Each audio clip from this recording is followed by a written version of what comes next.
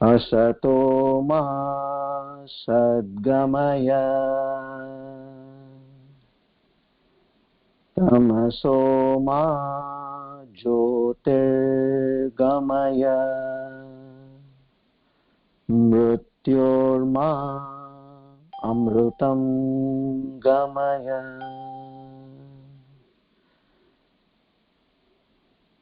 sahana vavatu sahanau bhunaktu saha viryam karavavahai tejasvinavadhitamastu ma vidvishavahai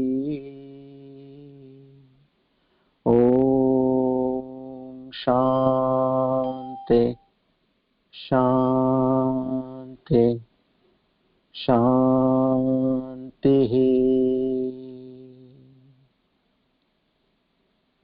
Hari Om Tat Sat. Shri Chinmaya Sadgurave Namaha. Shri Krishna Arpanamastu.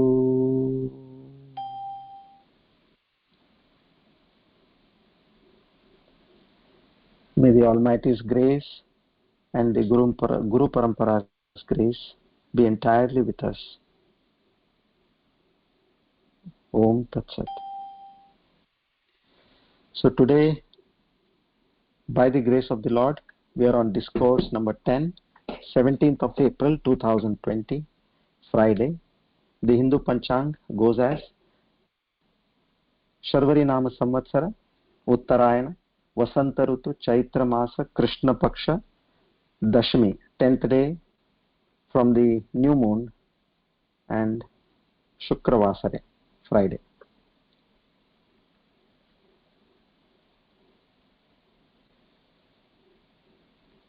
A very warm welcome to all of you again, and my apologies, there was some technical error and eventually we could set it right.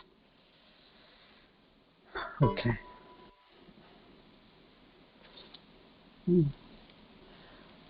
Okay, now we have so far discussed, like yesterday we spoke about the Anatma. What is Anatma? What is not Atma, the true self? The rest is all Anatma.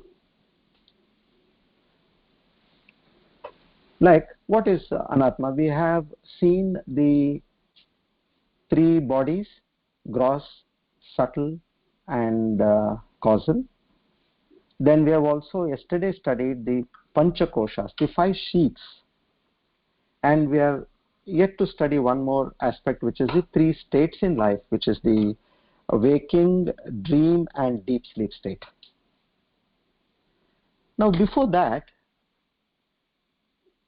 under the definition of Atma, which they call as Sat Chit Ananda Swarupaha, meaning it is the nature of Sat, Chit, and Ananda. So, today I have chosen the topic of now really understanding what is that Satchidananda, what is that Paramatma, what is God.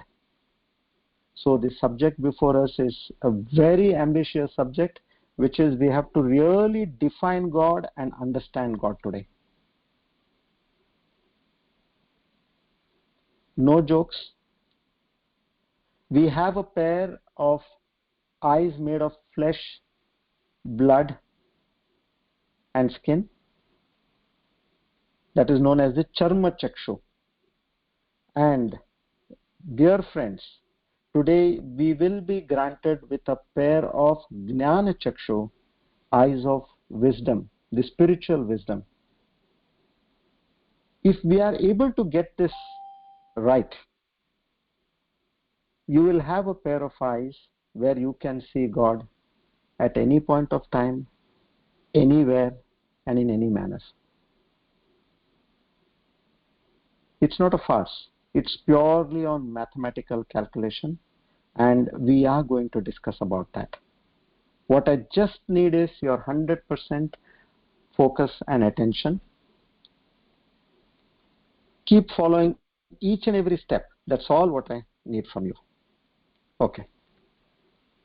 Let's start invoking the grace of the Lord.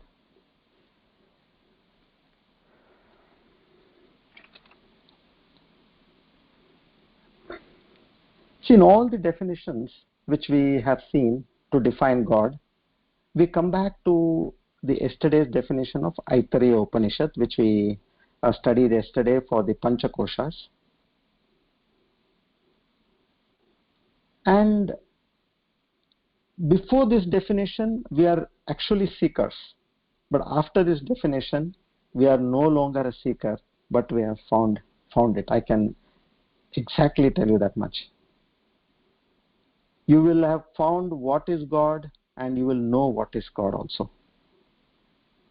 So this is what is on the table for all of us this evening. Let's get into this straight. As I mentioned, I shall demand undivided attention. And it folds like a mathematical problem. You will see for yourself. And missing one step can absolutely keep you out of the track. So, Taittiriya Upanishad, which is one of the major Upanishads, and from the same Brahmananda Valli which we spoke yesterday, that is the bliss of Brahman, they call this. So this text starts with a short sentence which encapsulates the entirety of Vedanta. Brahma vidapnoti param, meaning the knower of Brahman. Brahman is the Supreme Lord, that is a name for him, attains the highest. Brahma vidapnoti param, the knower of Brahman, attains the highest. In this little sentence, all the religion and philosophy has been poured in. We know there is something called Brahman. Second, is it possible to know Brahman? Third, by knowing Brahman, we attain whatever we wanted in life. That is what this Upanishad says. Knower of Brahman attains the highest. Now these three questions come to us when we hear such a thing. Brahma vidapnoti param, meaning the knower of Brahman attains the highest. Okay. First of all, what is this blessed Brahman or God we are talking about? Let's analyze that. And then second, how do we know Brahman? What do you mean by knowing Brahman? This is also a question which comes to our mind, isn't it? And third, what is the meaning of attainment of the highest? Next few sentences will take us to these questions. So, to this question, the answer is Satyam Jnanam Anantam Brahma. Yo Veda Nihitam Guhayam Parame Vyoman. This is what we said yesterday, no? Yo Veda Nihitam Guhayam Parame Vyoman. Where is this Lord? It is in the cave of our heart. Shoshnute Sarvan Kaman Saha Brahmana Vipashyateti. So this means Satyam Jnanam Anantam Brahman means Brahman is existence, knowledge, infinity. So answer to our first question is, when you ask what is Brahman, Brahman is Satyam Jnanam Anantam.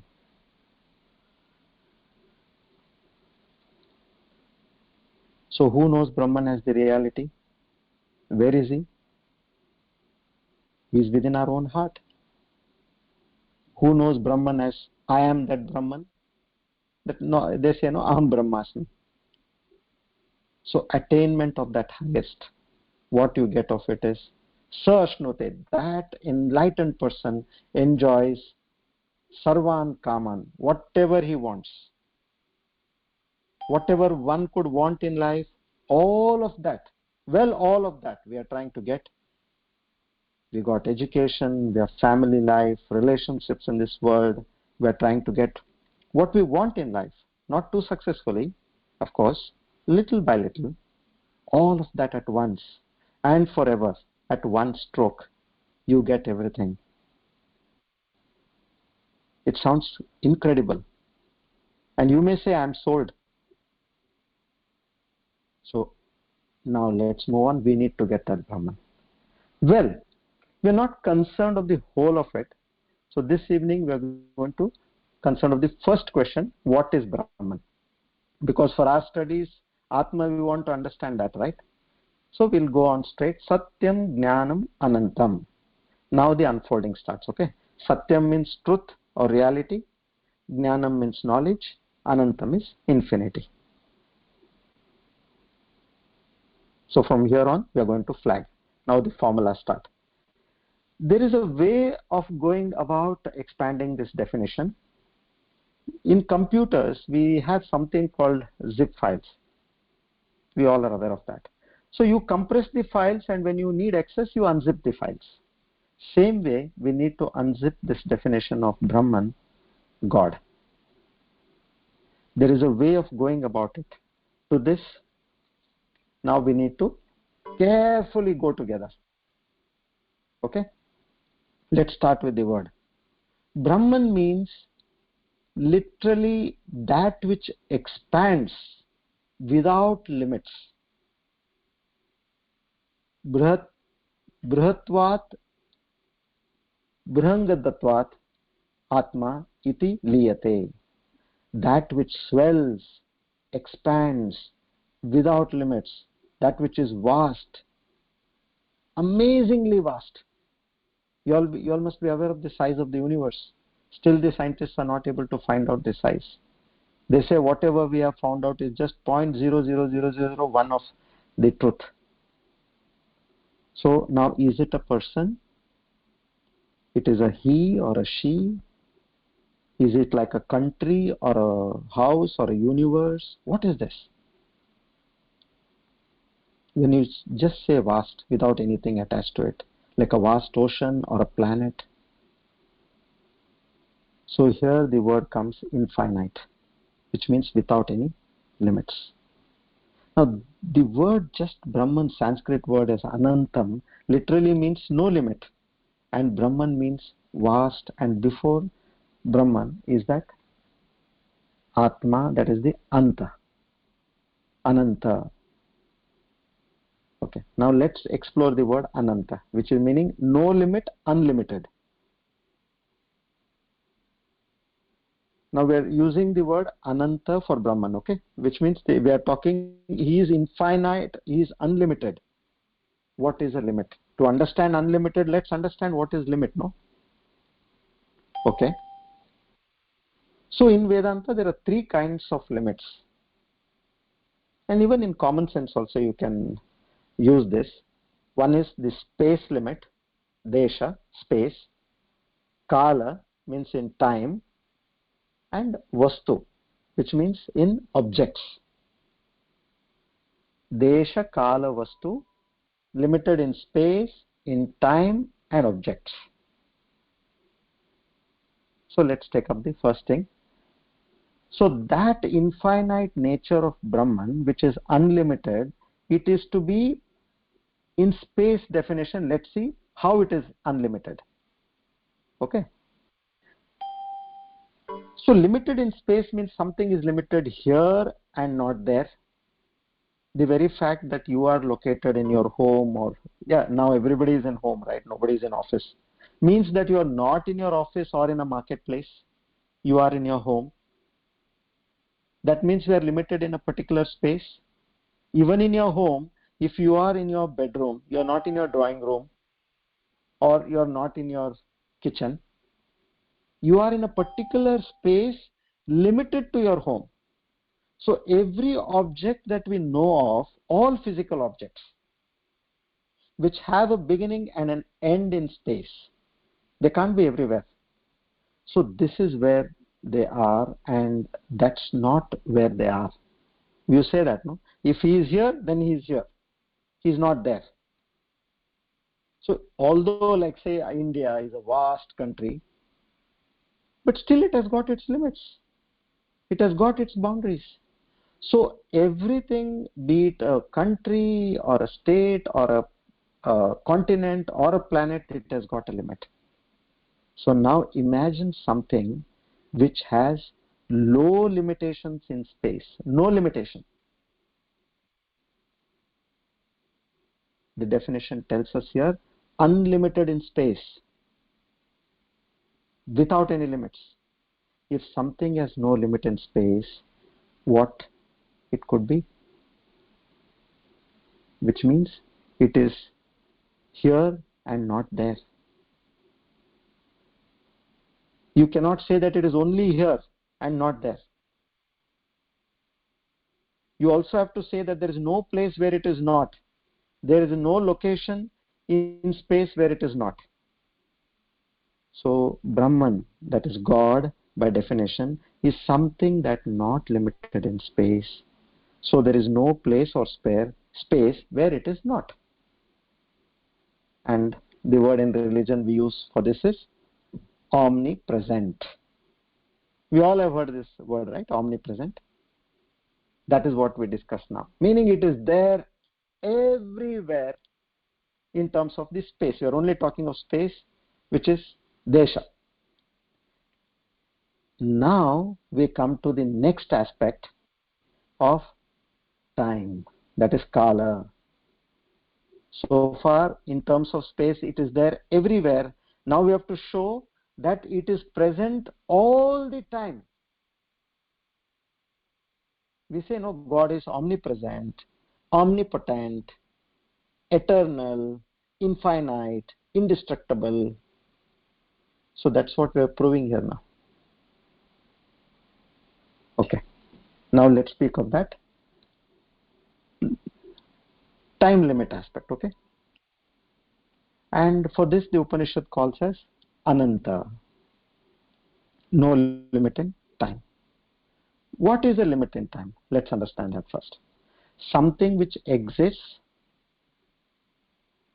after its creation and before its destruction, which means in between birth and death we exist. We can give our best example is, let's talk of us only, before the birth of this body I was not there. After the death of this body I will not be there. Take a product. Before its production or creation in a factory, let's say a mobile, this mobile was not there. Once it is produced, now it is here. And there will come a time when this mobile is obsolete or destroyed and no longer there.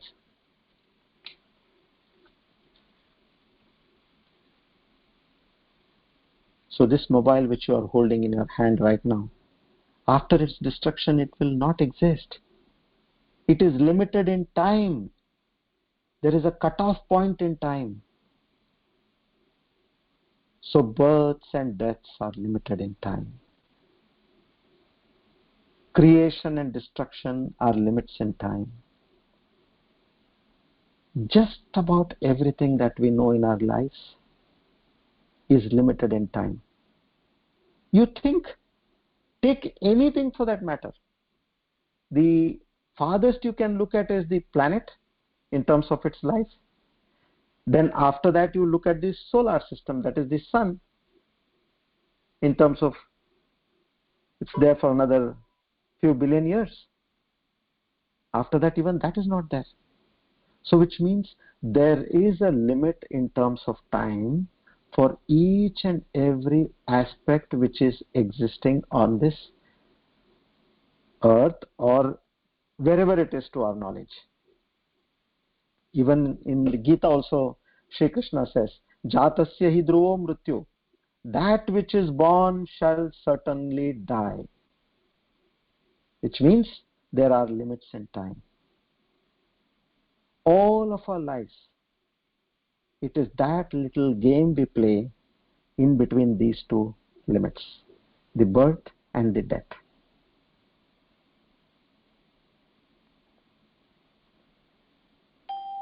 Swami Chinmayananda, he used to very humorously say, what is life? He says, We write a person is born in, say, 1940 and he died in 2018. Means there is a little dash between these two dates. So Gurudev used to say, no? So a life is nothing but a dash from womb to the tomb. That little dash. And those two dates show us the limits in time. Now suppose there is something which is not limited in time. The definition says, Brahman, God, Almighty, the Supreme Power, the vast, is not limited in time, which means there is no time before which Brahman did not exist. And we cannot say this, that because Brahman is not limited by birth, and we cannot say that after this Brahman will also not exist. There is no time previous to which Brahman did not exist, and there is no time after which Brahman will not exist. That means it is not limited in time. Time does not cut off Brahman or God.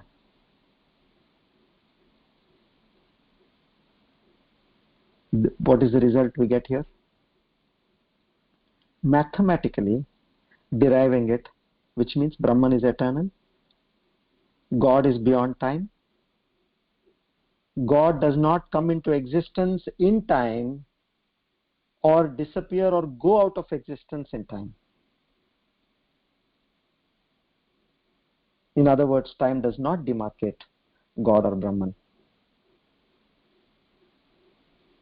You cannot make a tombstone for God and put a date, beginning date and end date. So we arrive, Brahman is eternal. This is the second result we have got from that little word Ananta. Now come to the third limit. First one was Desha, space, omnipresent. That was the first result we got. Second, Kala, means in terms of time, he is Ananta, always there. Now what is the third limit? Desha, Kala, Vastu. Very important. Vastu means he has to be present in every object.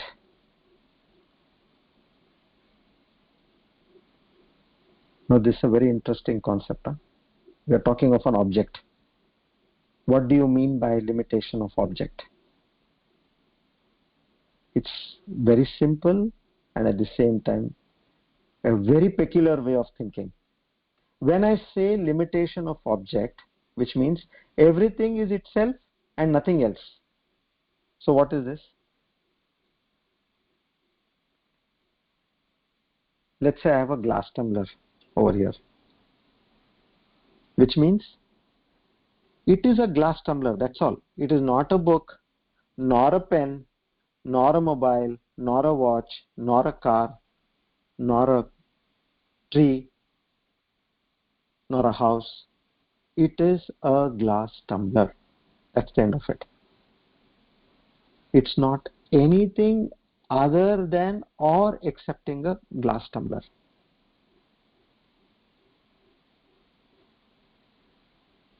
Under law of identity, a thing is identical to itself and different from everything else.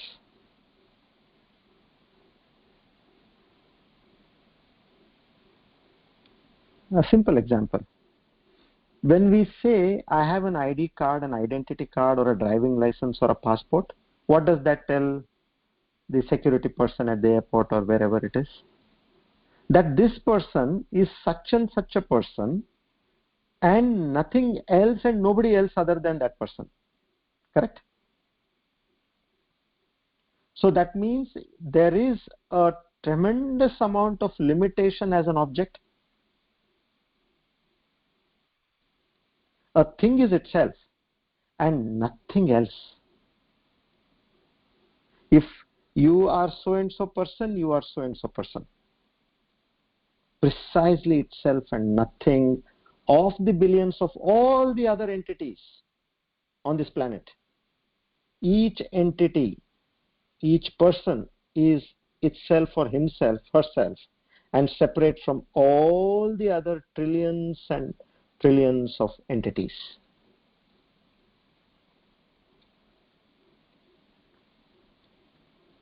All right. Now suppose something does not have such a limit. Now we are talking about the third limitation of God. Desha, Kala, Vastu. Meaning in object. Let's see whether he has limitations.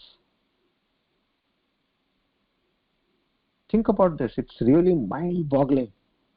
Suppose something does not have this object limitation, what does it mean? Object limitation. Okay, let's say, what is object limitation? A thing is this and nothing else in the whole universe. No object limitation means there is nothing in the whole universe which is different from it, the reverse of it. When there is a limitation, it is that and that thing alone. There is nothing else in the whole universe apart from this. And without limitation, it becomes the reverse, which means everything in the universe is nothing different from it.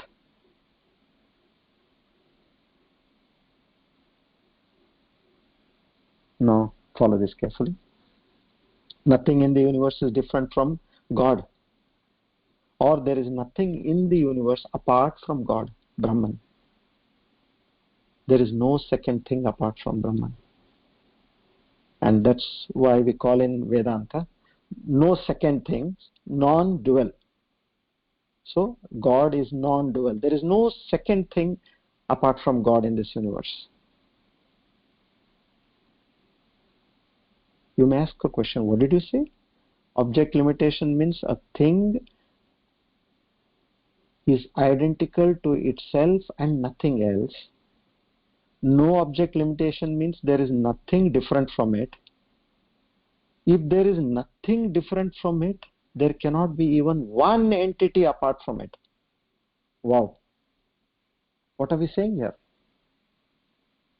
If there is not even a second entity apart from it, that becomes non-dual. Non-dual means no second thing apart from Brahman. Dual means a second thing exists. And Brahman is non-dual. God is non-dual. Advaitam.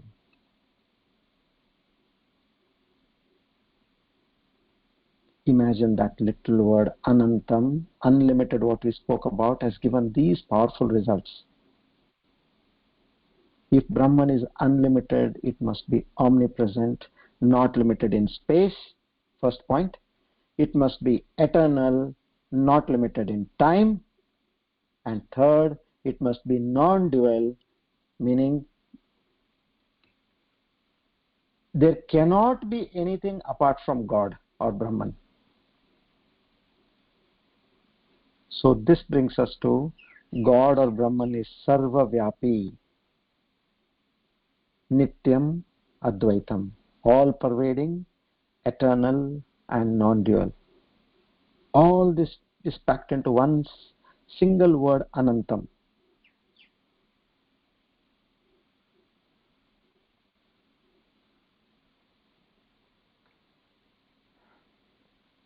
Now these are the results we have got so far. But a question arises, all right, you can define it that way. You can say it's a beautiful abstraction, a sophisticated philosophy, or an interesting concept. But is it real? Does such a thing exist?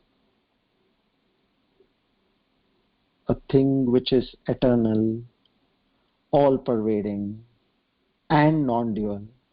Does such a thing exist?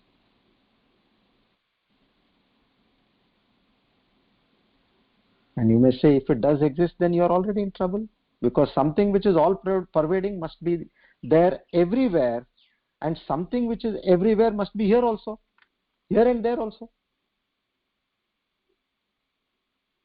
And something which is eternal was, is, and will be. So which means right now also it must be here.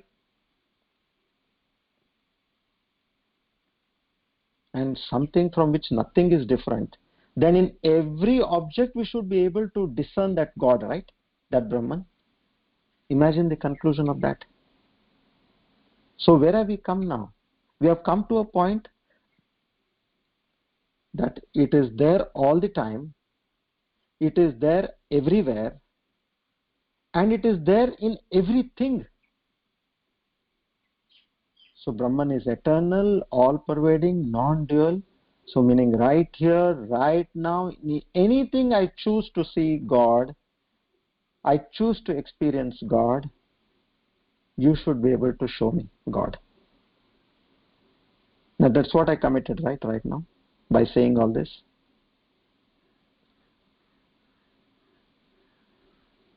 See, in conventional religion there is a way out. I can say yes, God exists, and say, God is in heaven, that's why you cannot see him right now. And only if you have been a good boy or a girl, after your death you will go there and you will be able to see him. I'm safe by saying that way. And you have to believe it also. And it would not have been my bound-down duty to show you God anymore. Because God is not here. He is in some place. Not now, but only after your death.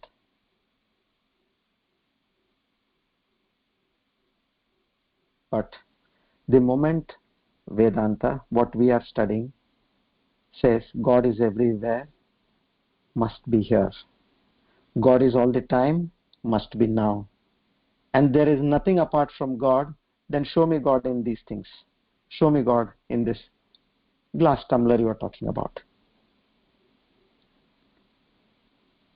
It's very right, appropriate in what you're asking. Because that's what I claimed just now as per the Upanishads.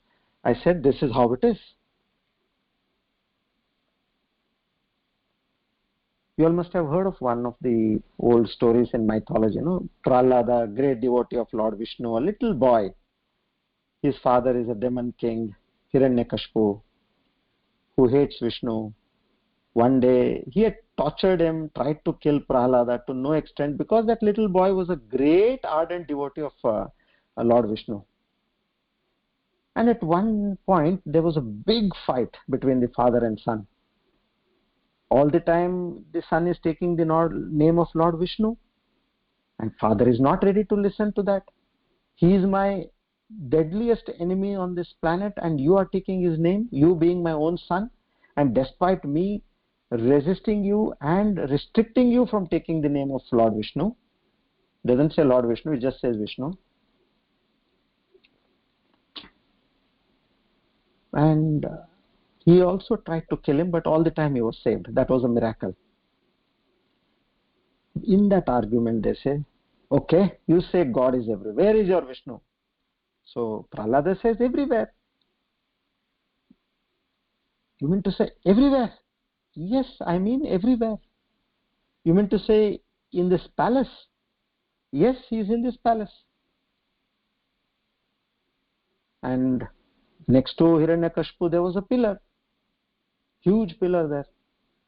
The father says, is he in this pillar?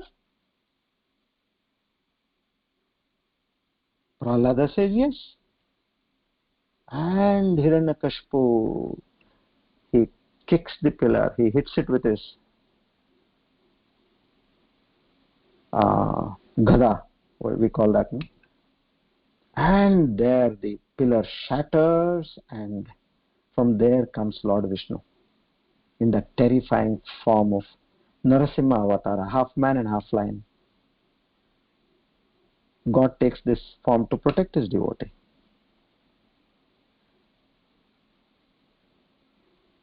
That's a different thing. We are not here to tell stories again.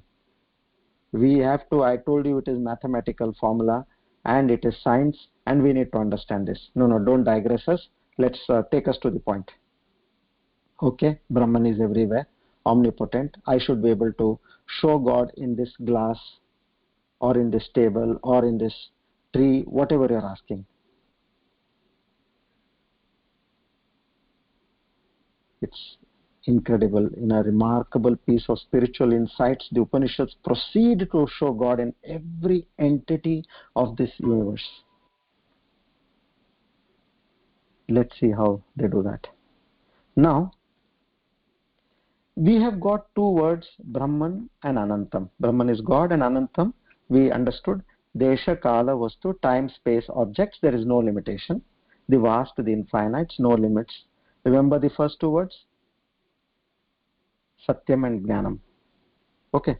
Now let's take the first word, which is Satyam, reality, which stands for truth, reality, and existence, Satyam. Now the Upanishads asks us to consider reality. What do you consider real? We're talking of reality, right? Let's not be philosophical. By common sense, whatever is around you, see what is considered as real. Well, I consider my body to be real.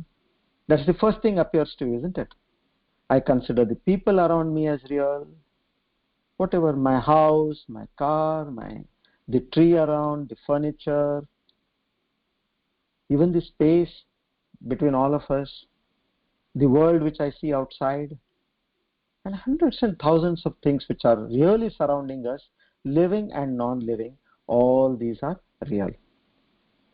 Now the Upanishad says, apply this definition. If it is real, it must be God, because we are saying, no?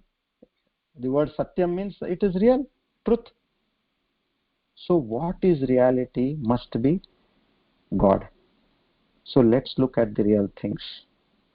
And are they God? Now we have a problem. We just defined that God or Brahman has no limits in time, no limits in space, no limits in objects. So take up any of the things we consider to be, which is real. Now we are coming to the decoding of what we have said, okay? Take the glass tumbler, which we are speaking about. Is it limited in space? Of course. It's there in front of me or in my hand and nowhere else. Is it limited in time? Yes. There was a time when this glass was manufactured, and there is going to be a time when it is going to be broken and destroyed. We have not heard of an eternal glass tumbler. So then let's come to the third aspect, the object. Yes, there also what you're saying doesn't make sense, because there are things which is only this glass. This is nothing else other than a glass, a tumbler. So it is limited in space, limited in time, and limited in objects. Then how can it be God? Do you see this huge contradiction here? In one word, the definition says what is real is Brahman. So if this is real, how is this Brahman? How is this infinite? How is this not limited in space, not limited in time, and not limited in object? See the contradiction here. What we consider to be real is definitely limited in time, object, and in space, and by all other objects in the universe. So how can both of these words, infinity and reality, apply to the same thing? So here is this big contradiction we have.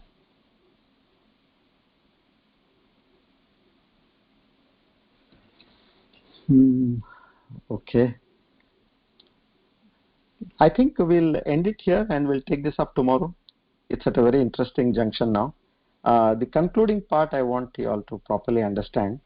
So since it's time up, so we'll take this up tomorrow, and we will see how this formula unfolds and how we are able to see God in each and every aspect, in every object, at every place, and at every point of time.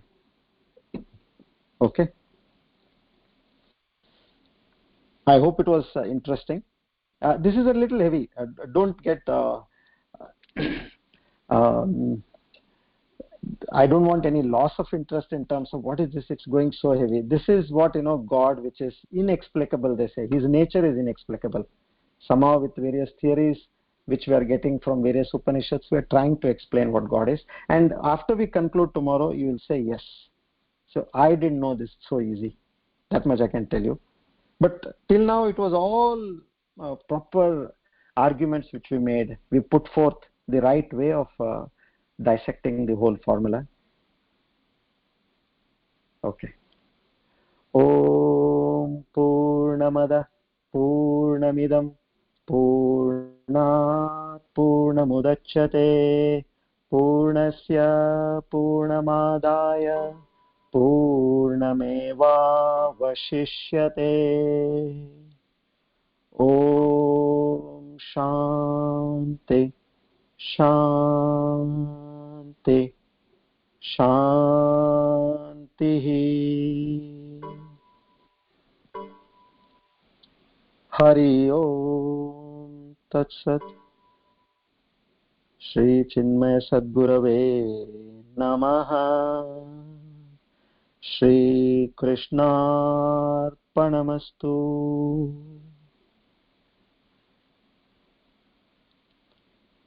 Thank you everybody for being a part of this wonderful journey.